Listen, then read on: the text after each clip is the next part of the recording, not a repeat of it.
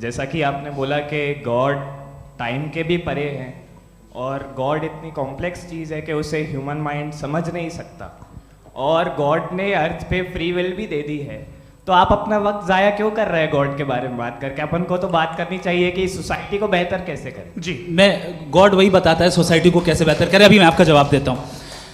आपने कहा कि टाइम पे वो एग्जिस्ट नहीं करता,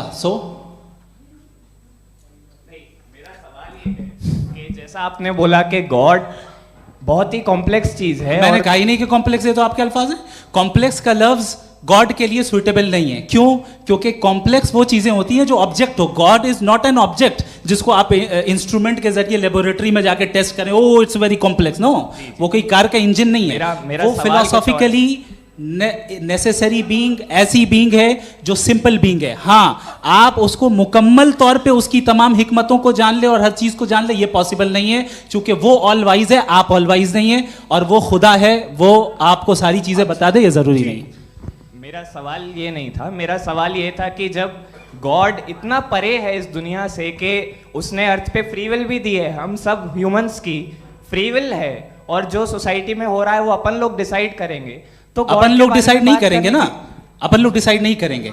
गॉड जो है, गॉड ने वो उसकी जात, उसकी एग्जिस्टेंस टाइम एंड स्पेस से परे है, लेकिन वो हमारा टेस्ट ले रहा है और उसी गॉड ने हमें बताया कि तुम्हें क्या करना है क्या नहीं करना है, तो जाहिर उस गॉड की बात सुनेंगे ना हम। जी, वो पीछे एक चश्मा लगाए जो मैम खड़ी हैं, उनको दीजिए। हाँ, आप जी जी बिल्कुल आएंगे। देखिए, मैं कोशिश कर रहा हूँ सब तरफ जाने की। हाँ, उनको दीजिए माइक। जी,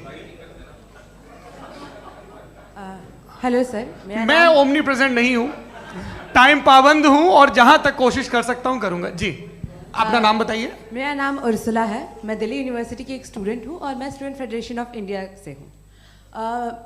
मेरा सवाल मुफ्ती जी से है कि इस हॉल के इस कमरे में बैठ के हम लोग रेप की मोरालिटी के बारे में फिलोसफिकली बात तो कर सकते हैं, बट असलियत ये है कि रोज़मर्रा की ज़िंदगी में औरतें रेप के थ्रू गुजरती हैं, और हम लोग सिर्फ नंबर्स पे इस तरह नहीं देख सकते, क्योंकि कितनी औरतें हैं इन कंट्रीज़ में जहाँ पे आप बता रहे हैं कि केसेस कम हैं, जिनका एक्सेस है कि वो जाके केस फाइल कर सकें। कितनी औरतें हैं जो जिनको काम करने की आज़ादी है उन कंट्रीज़ में। यूरोप में ये आज़ादी आ गई, यूरोप में ये रूल्स आ गए, तो हम आज उसके बारे में बात कर पा रहे हैं। जी, जवाब। आपने ये कहा कि कमरे में बंद होकर हम लोग इस पर फिलोसफिकली बात कर सकते हैं, लेकिन हकीकत में क्या हो रहा है, वो ग्राउंड लेवल पे क्या हो रहा है जो बहुत गलत हो रहा है, और वो सफ़र कर रही हैं। आई एग्री, बहुत गलत हो रहा है, और जो गलत हो रहा है उसको हमें रोकना है। और क्यों रोकना है, वो गलत क्यों है? हमारे पास इसका ऑब्जेक्टिव फाउंडेशन है, इनके पास उसका ऑब्जेक्टिव फाउंडेशन नहीं है। मैं ये कहना चाह रहा हूं कि जहां पे भी जुल्म हो रहा है, जहां पे भी औरत पे जुल्म हो रहा है, या उसकी इज्जत लूटी जा रही है, या उसे तकलीफ पहुंचाई जा रही है, और सिर्फ औरत नहीं, किसी इंसान के ऊपर भी जुल्म हो रहा है, तो उसके खिलाफ खड़ा होना, ये मॉरलिटी हमारे पास गॉड के पास से आई है। वरना जावेद साहब तो कह रहे हैं कि जो है मेजॉरिटी डिसाइड करेगी, तो मेजॉरिटी तो कभी भी बदल सकती है। क्या आप हाँ। ये थोड़ी सी आपको गलतफहमी है। मैं अगर मेरे जुमले से ये मदना निकला या मैंने कहा, तो ये जुमला मैं वापस लेता हूँ। ये मेरा मतलब ही नहीं था कि मेजॉरिटी डिसाइड करेंगे। मेजॉरिटी डिसाइड करे तो दुनिया में बड़ी, वैसे आपने कहा था ये जुमला। अच्छा, हो सकता है, मैं मान रहा हूँ, बाद में रिकैप कर लेंगे। अरे एक सेकंड, मैं अपनी एक्सप्लेनेशन देता हूँ। मुनासिब बात यह है कि हम सब के सब दिल में जानते हैं कि क्या अच्छा है क्या बुरा है, हमें पता है अच्छी तरह से। जो लोग बुरे काम करते हैं उन्हें भी मालूम अच्छा क्या है। यही तो सवाल था हजरत कि फिर ये मोरालिटी आई कहां से? Cross examination. हाँ जी, हाँ। मोरालिटी साथ रहने की डिजायर से आई, यानी साथ रहकर जो कुछ कह दे, जो कुछ कर दे, वो हो जाएगा। नहीं नहीं, तो आप कायदे से रह ही कर सकते हैं जब तक लोगों में मोरालिटी हो, वरना क्यास हो जाएगा। ये आपको कैसे पता? जी, हमने देखा ना, जहाँ मोरालिटी का क्यास हो गया, हम देखते हैं। कहां पे देखते भाई? दुनिया में। आप जो कह रहे हैं, आप कहीं पे अगर गलत हो रहा है तो उसको आप गलत देखिए। आप एपिस्टेमोलॉजी की बात कर रहे हैं, मैं ऑन्टोलॉजी की बात कर रहा हूं। मैं इस बहस फाउंडेशन क्या है? दोनों लोगों को चाय पे होस्ट करूंगा, वहां पे क्रॉस एग्जामिनेशन कर लीजिएगा। अभी ऑडियंस का हक मार रहे हैं आप लोग भाई, सर जस्ट लोग हैं आप लोग। और ये भाई ये हाँ, उधर आएंगे, उधर जी सर आएंगे। अच्छा सर, मेरा नाम लईकुर रहमान है और मैं अलीगढ़ मुस्लिम यूनिवर्सिटी का स्टूडेंट हूँ। और जहाँ तक मुझे पता है कि sir you are also product of Aligarh Muslim. मैं भी उसी चमन का बुलबुल। हाँ सर, तो बड़ी खुशी हुई मुझे जान करके कि मैं आपसे मिलूंगा। सवाल सर, मेरा सवाल यह है, सर सैयद अलैहिर्रहमा का नज़रिया ये था कि खुदा के वजूद को अक़ल के दायरे में रह कर के तलाश करना, न कि पूरी तौर से उसका इनकार कर देना। Sir, how will you define it? नहीं, तो ये तो आप इन्हें बताइए। ये सवाल आपसे खुदा का वजूद साबित कर रहे हैं। तो सर आपने इनकार कर रखा है, इस वजह से मेरा क्वेश्चन उन्होंने यही सर से एक सेकंड, सर सैयद ने यही कहा ना कि अक्ल से आप खुदा के वजूद को साबित नहीं कर सकते, यही कहा ना भाई। वो उन्होंने कहा कर सकते हैं और वो कर दिया गया आज। वो फोन तलाश करना या साबित करना अक्ल से अक्ल से नहीं हो सकता। अरे सवाल तो सुन लीजिए जी। अक्ल से नहीं हो सकता है, यही कहा ना आपने। अक्ल से हो सकता है। अरे वो यही कह रहे हैं भाई, आप बता रहे हो सकता है, वो तो कुछ और। आप अगर सर देखो नौजवान फोन ले लो, वो इतनी कमाल की यूनिवर्सिटी है। अरे भाई दे दो उन्हें जरा, एक मिनट दे दो भाई, मेरी बात सुनो, माइक पे बोलो ताकि जो लाखों लोग देख रहे हैं। माइक दे दो ना। अरे देंगे ना माइक, तुम ठहरो तो। हाँ सर, मेरा सवाल ये था कि सर सैयद अलैहिर्रहमा का एक नज़रिया था अपना कि खुदा का जो वजूद है उसको अक़ल के दायरे में रह कर के तलाश करना है, न कि पूरे तौर से इनकार कर देना है। ये उनका कॉन्सेप्ट था। लेकिन मेरा सवाल ये है कि आप इसको कैसे डिफाइन करते हैं, एक्सप्लेन कैसे करेंगे? मैं आपसे जानना चाहता हूँ, क्योंकि you are the product of Aligarh Muslim university. मुझे अक़ल के दायरे में रख के मैंने बहुत तलाश की, मुझे मिला नहीं। हाँ, ये इधर उधर वो चश्मा लगाए जो, हाँ उनको दे दीजिए। जी जी फटाफट पूछिए, बस 5 मिनट है, 5 मिनट में खत्म हो रहा है। हाँ अस्सलाम वालेकुम मुफ्ती साहब। एंड मेरा सवाल जावेद अख्तर साहब से। क्या नाम है आपका? अरे भैया सब मुझे पूछ रहे हो।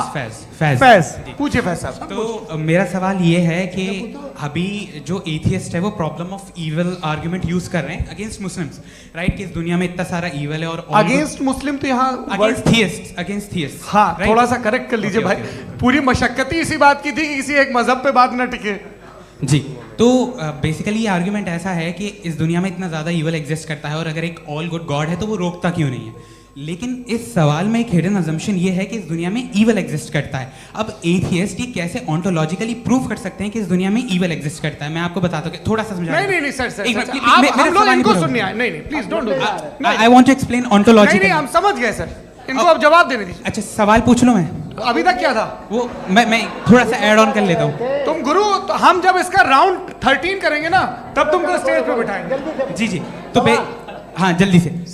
तो देखिए एथियज्म के हिसाब से सब कुछ रैंडमली बन गया है, सब कुछ एटम्स और मॉलिक्यूल्स है। एक पत्थर में और मुझ में सिर्फ इतना फर्क है कि हम लोग एटम्स और मॉलिक्यूल्स का अलग अलग रीअरेंजमेंट है। अब एक पत्थर को कोई इंसान तलवार से 2 टुकड़ों में काट दे या मुझे, according to atheism it is same. There is no evil and good according to atheism. जी अच्छा, फैज साहब का सवाल ये है कि हाँ कोशिश भी करते तो इससे गलत सवाल नहीं कर पाते। एक लाइफ फॉर्म है और लाइफ फॉर्म में फीलिंग्स हैं। मतलब लाइफ फॉर्म सुनता है, देखता है, टेस्ट कर सकता है, फील कर सकता है। तो उसकी जो ये जो क्वालिटी इस बबल में आ गई हैं वो जानवर में भी है, इंसान में भी है। तो जाहिर है कि उसे कोई तकलीफ पहुंचेगी, तो चूंकि उसके पास वो सेंसिटिविटी है तो मैं करेगा। पत्थर में वो सेंसिटिविटी नहीं है।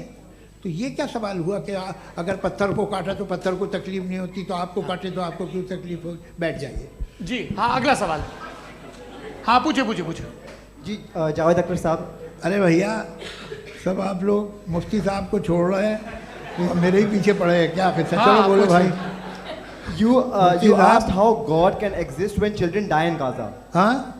You asked how God can exist when children die in Gaza, and you also mentioned the rise of atheism in Europe. But the same events also are leading many atheists and non-believers to turn towards faith.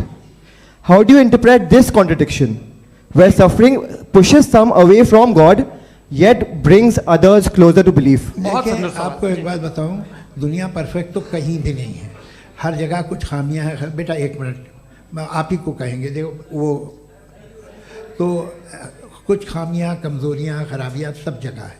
लेकिन अगर देखोगे ईमानदारी से कि दुनिया सबसे ज़्यादा महज़ब कहाँ है, एक आम शहरी को कहाँ हुकूक हासिल हैं, वो बोल सकता है, अपनी मर्ज़ी से काम कर सकता है, अपनी मर्ज़ी से राय दे सकता है, हुकूमत के ख़िलाफ़ बोल सकता है, बरसरे इक़्तिदार लोगों के बारे में बोल सकता है, सरमायादारों के ख़िलाफ़ बोल सकता है। तो आपको ये स्कैंडिनेवियन कंट्रीज़ में मिलेगा, वेस्टर्न यूरोप में मिलेगा। मैं नहीं कह रहा वो परफेक्ट है, बिल्कुल नहीं, वहाँ बहुत ख़राबियाँ भी हैं, परफेक्ट तो कोई।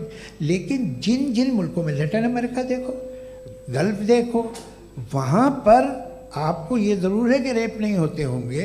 रेप की ज़रूरत क्या है भाई? उसको तो ख़रीद लो, घर में रखो, सड़क पर रेप करने की क्या ज़रूरत है?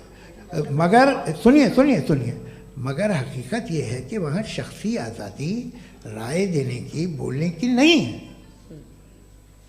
जी, ये एक आखिरी सवाल मुफ्ती साहब से। हाँ मैम, इनको माइक दीजिए। शुक्रिया।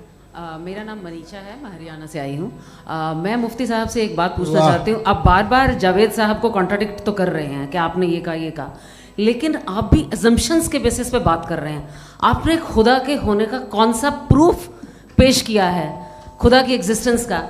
अब इस सवाल को अलग रहने दीजिए, कौन एथीस्ट है कौन नहीं है। और दूसरी बात जो आपने एक छोटी सी कही थी कि ये फ्री विल का इस्तेमाल करता है इंसान अपनी, लेकिन इस फ्री विल का इस्तेमाल में मतलब खुदा ने ये दे दी सबको ये इजाज़त कि वो कितना घिनौनापन और कितने ज़्यादा ख़राब से ख़राब तरीके इस्तेमाल कर सकते हैं। जवाब सुनते जी। आप फ्री विल को मानती है ना, या अब कहती है कि फ्री विल नहीं है ना? मानती है ना? तो अब आपके पास इसका कोई एक्सप्लेनेशन नहीं है कि अगर एक इंसान उस फ्री विल का इस्तेमाल करके गलत काम कर रहा है और बच के अच्छी ज़िंदगी गुजार के निकल जा रहा है, उसका कोई रिकम्पेंस नहीं है। हमारे वर्ल्ड व्यू में जो इंसान गलत काम कर रहा है उसको भी रिकम्पेंस यानी उसका बुरा बदला मिलना है, और जो सही काम कर रहा है उसको सही बदला मिलना है।